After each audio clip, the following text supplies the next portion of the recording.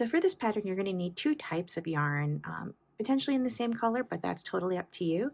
I'm using this color from Malabrigo yarn. This is Old Rose, and I have it in the Malabrigo Mechita, which is a fingering weight yarn, and I have it in the Malabrigo Mohair, which is a mohair yarn.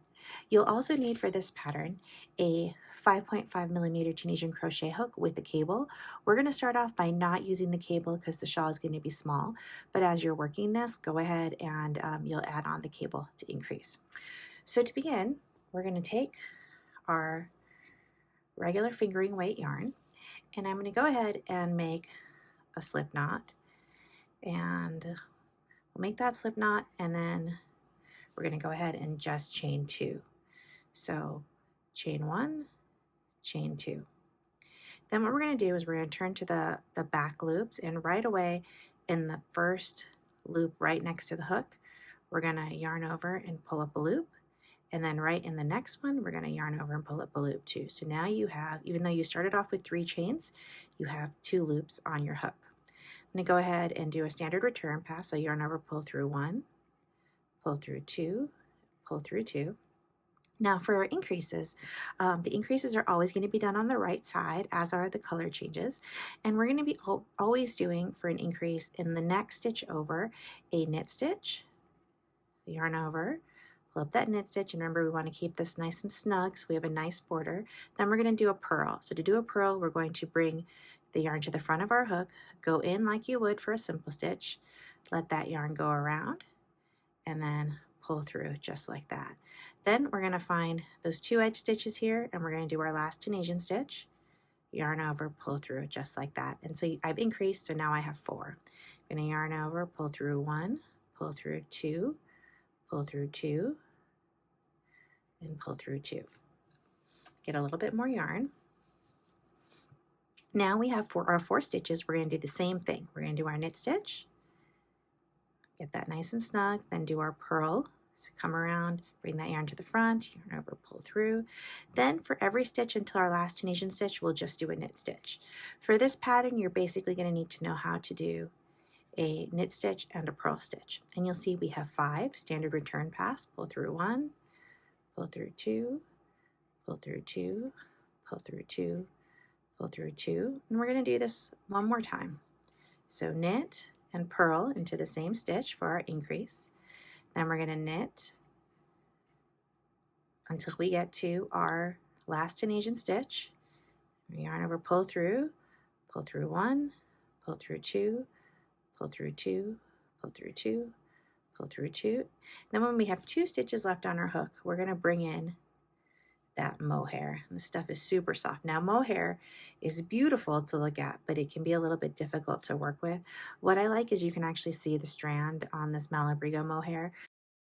The mohair together, I'm going to make sure I pull through with both yarns. So went back, pull through 2, your last 2. Now you are carrying 2 pieces of yarn, the fingering weight and the mohair. We're going to go in, do our increase, always knit. Now we have 2 loops on our hook. We're going to go ahead and drop the fingering weight yarn, and we're going to only be working with the mohair. I'm going to pull that fingering weight yarn back. Now remember, we still have to do our increase, but the increase is going to be a purl only in the mohair, just like that.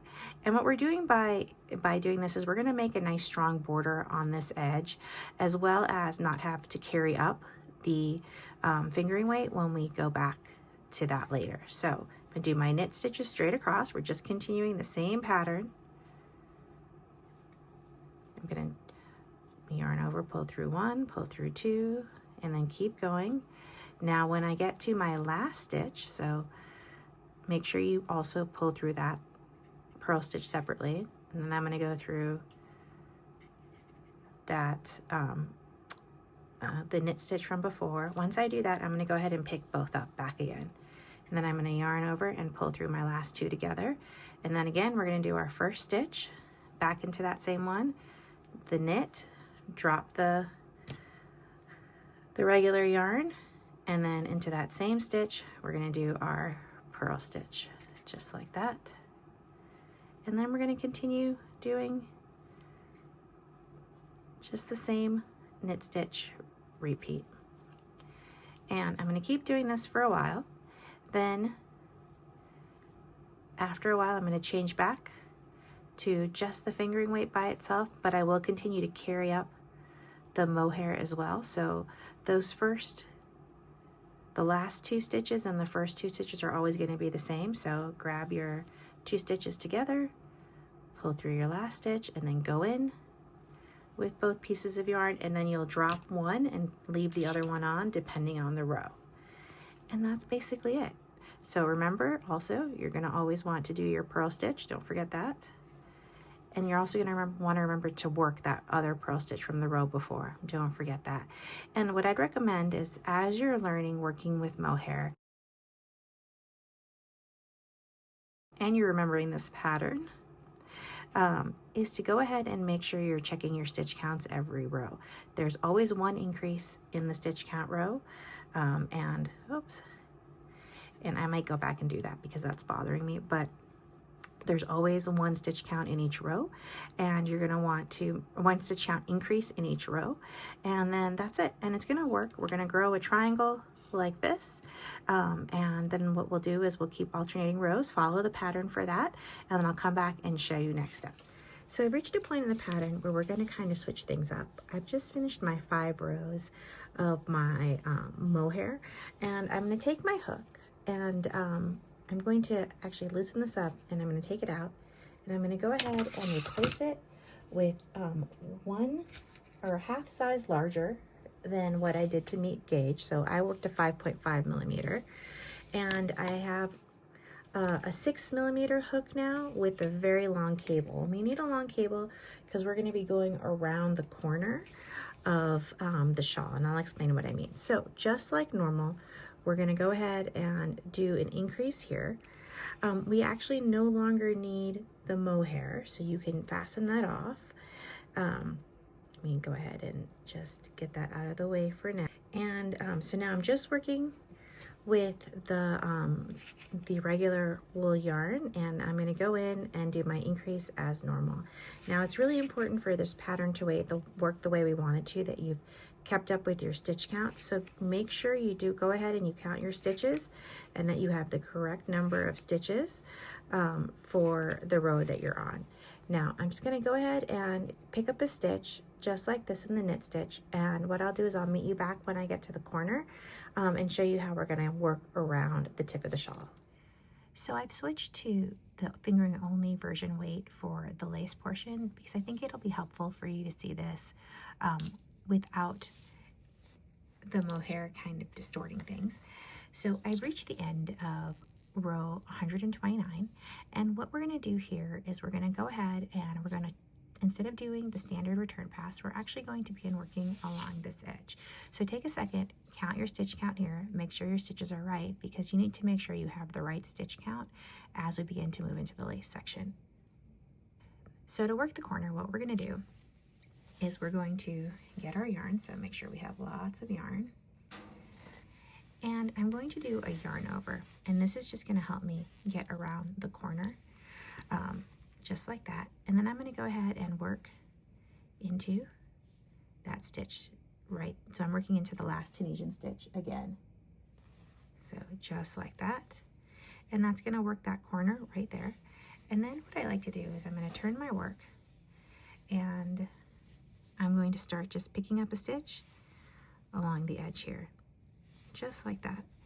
And there might be a little bit tension, but once you get to the cord part of your hook, that'll even out. We're going to go all the way through, all the way to the end, and once I get to the end, I'll do a standard return pass. Before I do that, I will also take a second and count my stitches again. Again, we want to make sure this last row, the stitch count is perfect, because we're going to be using that to build up on our lace row. So go ahead, pick up your stitches, and then I'll meet you back for the next step.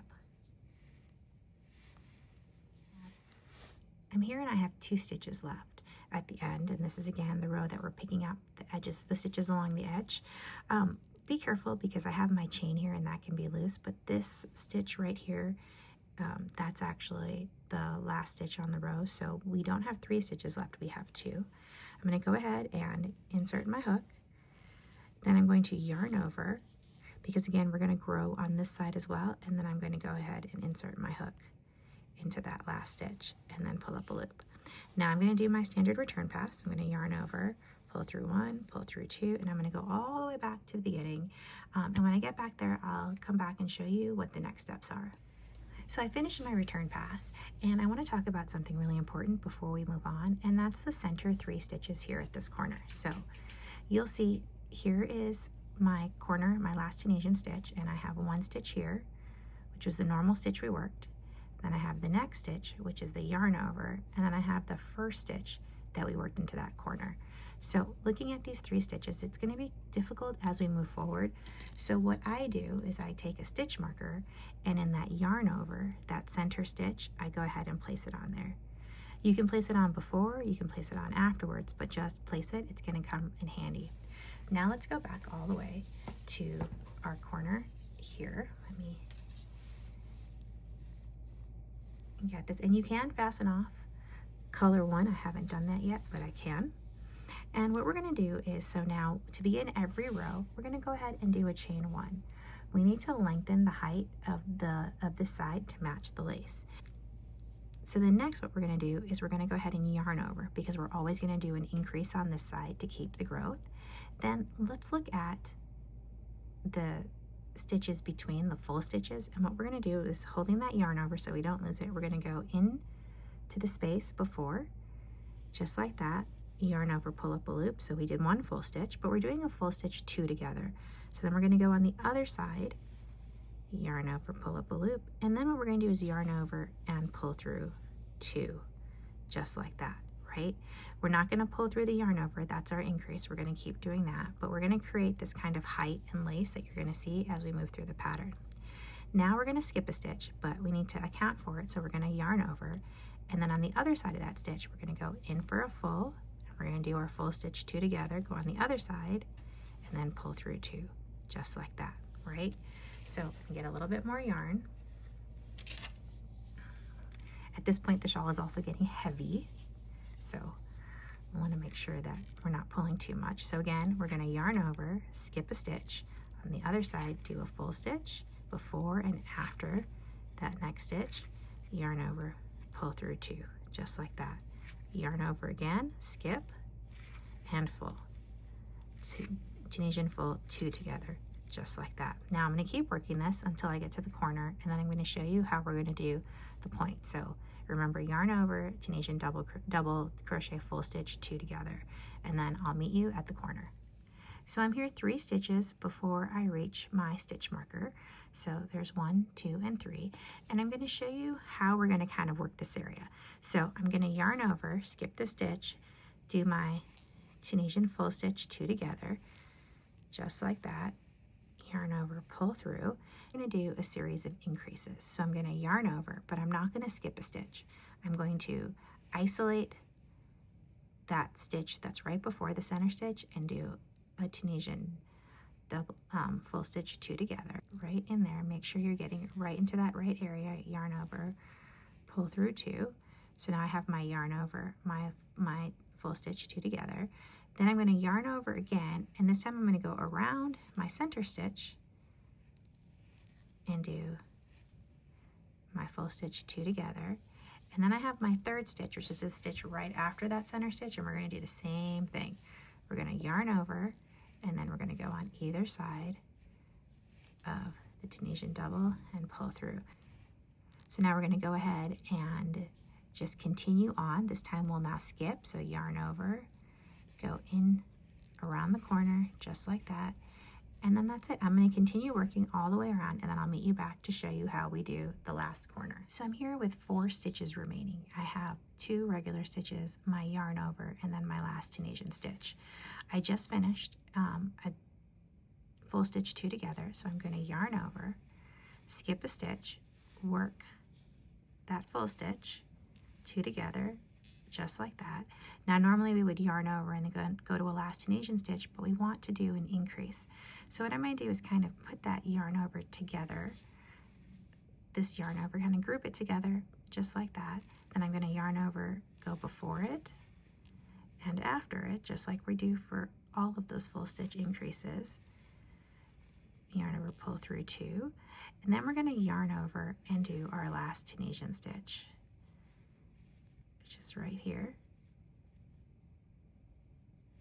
And then we're going to yarn over, and again we want that height, so we're going to chain 1 just like that. So now I'm going to do my return pass, and then I will show you the three corners again on the next row. So I'm back here at the beginning of our next row, and I've done a chain 1 because again we always want to get the height. And then I want to talk a little bit about what to do next. Now right now it kind of looks like a hot mess, but I promise as we get through this row the lace will really begin to open up and you'll get to see the nice shape. But before we move into the next row, let's talk a little bit about the anatomy of this stitch, which is our yarn over from the previous row. So you're going to see that here towards the left is the front vertical bar, and then towards the right here is the back vertical bar, right? And that makes up that yarn over.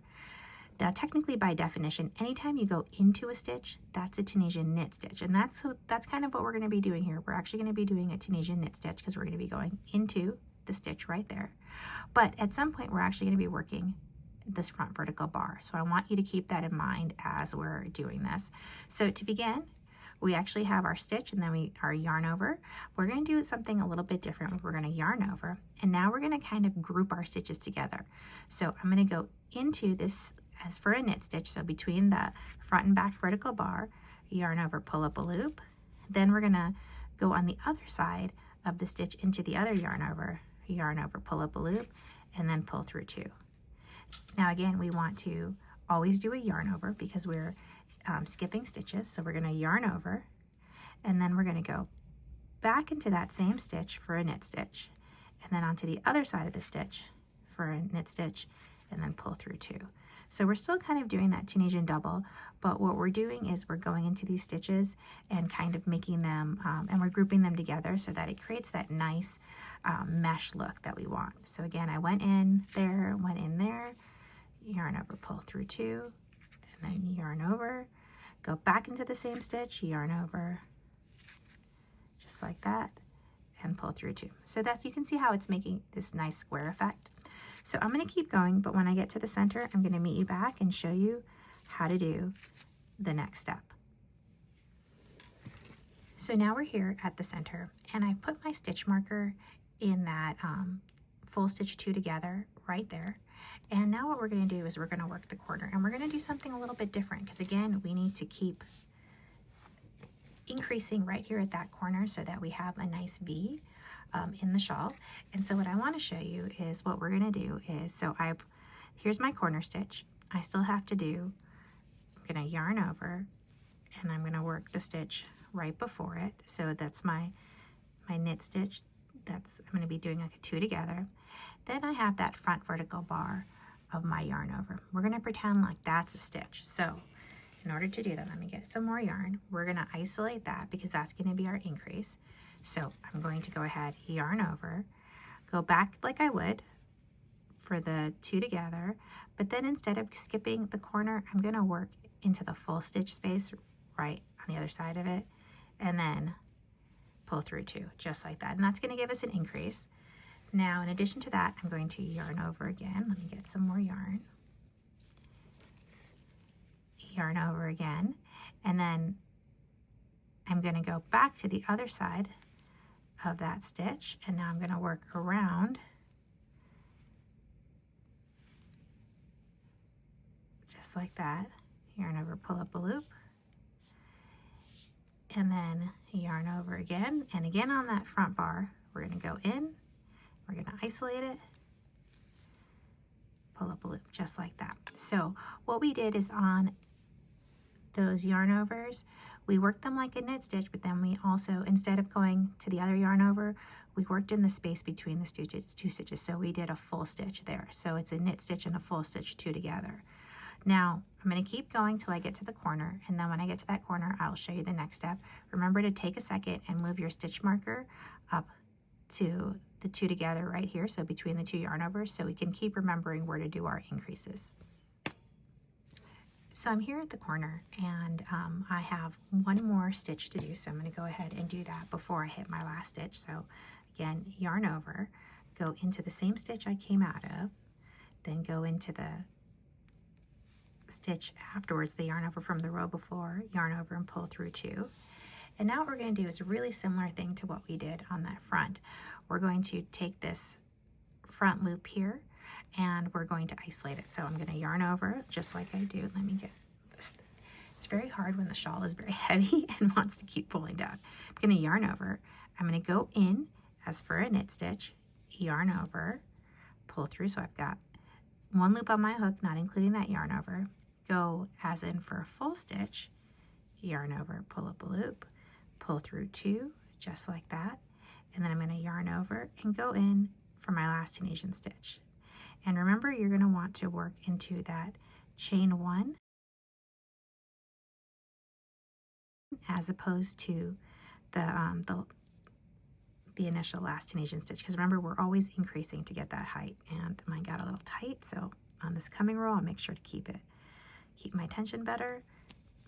I'm going to pull through 1 and then chain 1, just like that. All right, so now I'm going to do my return pass, and I'm going to get all the way back to the beginning, and I'm going to repeat this row a couple times. Then I'll meet you back and show you how to do the bind off.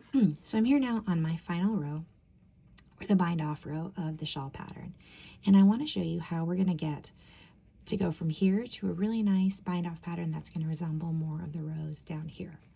So to do that, we're actually going to do 2 different things. We're going to do, so you're going to see our yarn over here, and what we're going to do is we're going to go in for a knit stitch, yarn over, pull up a loop, pull through the loop on the hook.